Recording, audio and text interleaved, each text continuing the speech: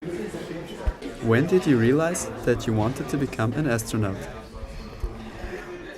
When I realized I would wanted to become an astronaut was in 1978 when NASA picked space shuttle astronauts for the first time. And the first time they allowed women, they allowed non-military people, and they allowed non-test pilots. And so I was an engineer, and so that gave me the idea that I would like to try to become an astronaut.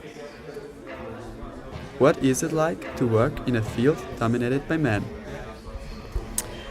The engineering field is still dominated by men, but I felt like I was given every opportunity. It didn't matter that I was female, and I worked well with my male colleagues. And on my space shuttle missions, sometimes I was the only woman, and we were all professionals and worked well together. So it really, I encourage women to go into engineering. It's a wonderful field, or science, any of the STEM fields, because it really doesn't matter if you're a woman. If you do your job, and you'll do fine, and everyone will treat you professionally. What does the typical career of an astronaut look like? Where do you start? Well, there's really no typical career. It's probably a good thing that they want people from a lot of different backgrounds. So you have to have a technical degree, whether it's medicine or veterinary medicine or engineering or oceanography, meteorology, science, physics, math. It really doesn't matter that as long as you have a technical degree. You don't have to be military. You don't have to be a pilot. In my case, I was an engineer, mechanical engineer. I had worked at NASA as a structures engineer, and I was also a pilot. So I think they're looking, the main career objective, I think, for an astronaut is to be a good team player and to be able to get along well with people and work together well with people. I think that's the most important thing.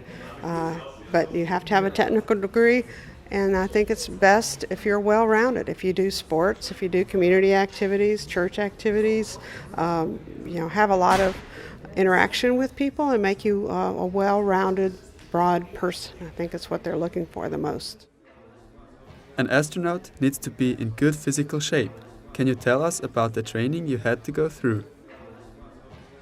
I think more important than physical shape is your health. And so they are looking for healthy people so that there are no problems in space. So I think if you don't have any chronic diseases or illnesses, that's the most important. As far as physical training, they just made sure we were healthy, that we had, so it was up to each person maintain their own health and their own physical fitness, but that the most important thing is to be healthy. You attended several missions. What are the procedures on board in space, and which impressions of space do you feel are everlasting? Well, there are a lot of procedures. You can't possibly know them all. So you train for many, many years. You learn as much as you can, but you also have people on the ground to help you in mission control, and also with the experiments. The scientists who developed the experiments can help you if you have questions. So it's a real team effort. As far as lasting impressions, I think my most lasting impression is how beautiful the Earth is. And as I mentioned during my talk, it really made me realize how we all have the same home.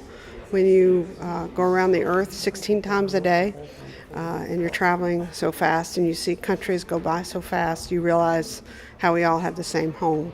So that was my most vivid impression that I still carry with me today. Thank you for the beautiful and interesting presentation and for the interview. Thank you. Thank you for the time for the interview.